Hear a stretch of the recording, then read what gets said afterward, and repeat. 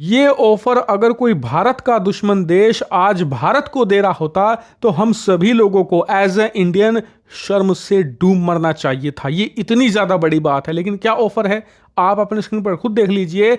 भारत के रक्षा मंत्री राजनाथ सिंह जी ने कहा है कि पाकिस्तान जो आज आईएमएफ से कर्ज लेने के लिए अलग अलग जगह भटक रहा है, अलग अलग जगह पैसे को लेकर गुहार लगा रहा है, उसे कहीं भी जाने की जरूरत नहीं पड़ती अगर वो हमारे साथ अच्छे संबंध रखता। अगर पाकिस्तान टेररिज्म ना फैलाता ना तो हम उसे इतना पैसा देते, इतनी उसकी आर्थिक तौर पर मदद करते, जिसके बाद पाकिस्तान को ना तो आईएमएफ के पास जाना पड़ता, ना अमेरिका के सामने गिड़गिड़ाना पड़ता, ना ही यूरोप के सामने अपनी बेइज्जती करवानी पड़ती। लेकिन पाकिस्तान ने टेररिज्म चुना और उसी का परिणाम यह है कि आज वो अपने पड़ोसियों से मदद नहीं मांग सकता, इसीलिए दूसरे देशों के दरवाजे पर जाकर नाक रगड़ रहा है। और ये बात बिल्कुल सही है, क्योंकि आप ये दूसरी खबर देखिए, रिपोर्ट निकलकर सामने आई है कि हाल ही में अब से एक हफ्ता पहले पाकिस्तान की सरकार को आईएमएफ ने जो $7 बिलियन का लोन अप्रूव किया है ना, उसके बदले पाकिस्तान की सरकार को अपनी जनता के खिलाफ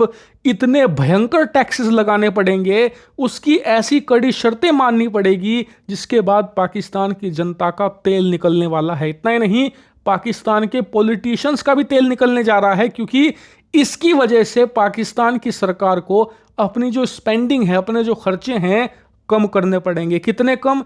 इसके लिए पाकिस्तान की सरकार अपनी 3 मंत्रालय, जी हां, 3 अलग अलग मंत्रालय हमेशा के लिए बंद करने जा रही है। कि आईएमएफ का हुक्म है कि हम $7 अरब का लोन तो दे रहे हैं, लेकिन ये करीबन 8 से 9 किश्तों में आएगा।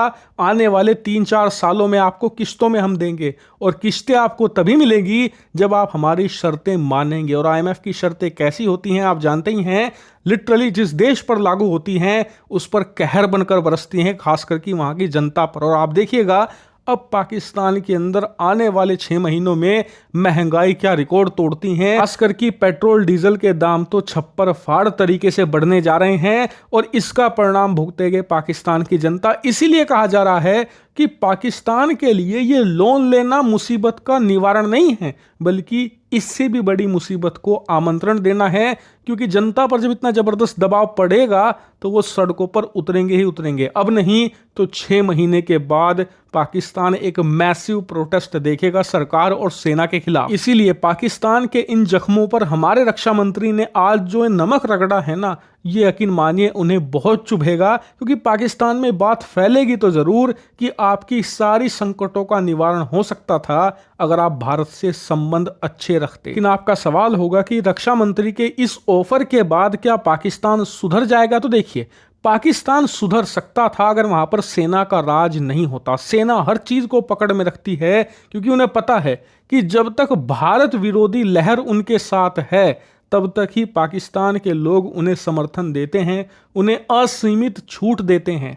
जिस दिन भारत के साथ संबंध पाकिस्तान के बेहतर हो गए ना, तो पाकिस्तानी आर्मी की जरूरत क्या है? और जब जरूरत नहीं है किसी चीज की, ना तो उसे सपोर्ट मिलेगा ना ही पैसा। इसलिए पाकिस्तान की सेना को अगर फलना फूलना है तो भारत के खिलाफ जहर फैलाते रहना होगा, भारत के खिलाफ लोगों को बरगलाना होगा और भारत के अंदर आतंकी हमले करवाने होंगे, वरना पाकिस्तान की सेना का कोई पूछ लेने वाला नहीं है। इसीलिए अगर पाकिस्तान के लोग अपनी समस्याओं से छुटकारा पाना चाहते हैं तो सबसे पहले उन्हें अपनी सेना से छुटकारा पाना होगा। क्योंकि पाकिस्तान के जो राजनेता हैं वो तो पेड़ के पत्तियों के जैसे हैं, टहनियों जैसे हैं, जिन्हें आप काट कर एक बार को फेंक दोगे तो वो फिर उगाएंगे। क्योंकि जो जड़ है वो पाकिस्तान की सेना है। जब तक जड़ उखाड़ कर नहीं फेंकोगे, समस्या का समाधान दूर दूर तक नहीं होगा।